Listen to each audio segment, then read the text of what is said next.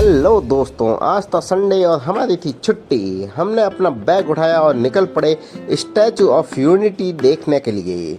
हम पहुंचे सबसे पहले बड़ोदरा रेलवे स्टेशन और यहां से जन शताब्दी एक्सप्रेस ट्रेन की हवाई जहाज से भी तेज रफ्तार से पहुंच गए एकता नगर रेलवे स्टेशन, जो कि देखने में किसी एयरपोर्ट से बिल्कुल कम नहीं था। स्टेशन से बाहर निकलते ही हमें मिली फ्री की बस, जिसमें हम लोगों ने बाकी लोगों को पछाड़ते हुए जाके अपना रुमाल रख दिया और सीट हथिया ली, जिसको एक मोहतरमा ने खुद के लिए मांगा, परंतु मैं तो हूँ सख्त लौंडा, तो मैंने मोहतरमा को ना देखकर अपने दो बुजुर्ग साथियों को उन पर बैठा दिया। बस ने जैसे जैसे रफ्तार पकड़ी तो हमें पटेल साहब का स्टैचू बड़ा होता दिखाई देने लगा। ऐसा लग रहा था नर्मदा नदी के पानी में बैठे बैठे पटेल साहब फूल रहे हैं। पर फिर हमें रियलाइज़ हुआ कि हम उनके करीब जा रहे हैं, इसलिए पटेल साहब बड़े होते दिखाई दे रहे हैं। वो एक खिलौने से एक पहाड़ समान बड़े हो गए। हमारे कुछ ज्ञानी साथियों ने अपना चाचा चौधरी वाला तेज दिमाग लगाकर पहले ही ऑनलाइन टिकट बुक करवा ली थी, तो हम सीधा अंदर जा पहुंचे, जहां पे चलती हुई सीढ़ियां देखकर मेरे दोनों साथी बच्चों की तरह नाचने लगे। ओहो, हमें तो आराम मिल गया। मुझे पटेल साहब का विकराल स्वरूप देखकर मैं तो पहले ही डर गया। फिर भी मेरे साथियों ने मेरा हौसला बढ़ाया और मुझे उनके कलेजे तक ले गए।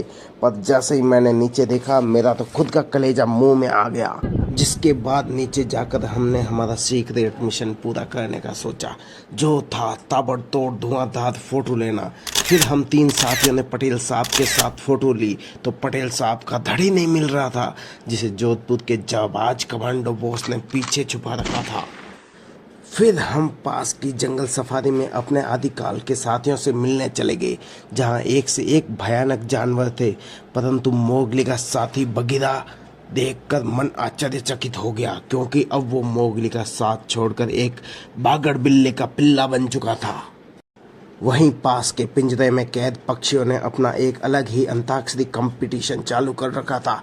ची ची चू चू की अलग अलग आवाजों में गाने गा रहे थे। जंगल सफारी से कुछ आगे ही नर्मदा नदी की तबाही रोकने के लिए सरदार सरोवर डैम बना हुआ था।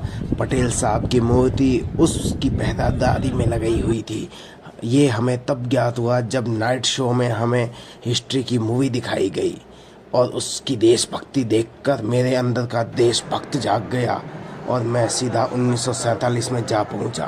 तभी एक कोयले का इंजन मेरे सामने आके रुका और मैं सनी पाजी की तरह ट्रेन लेकर गदर मचाने वापस वडोदरा पहुंच गया।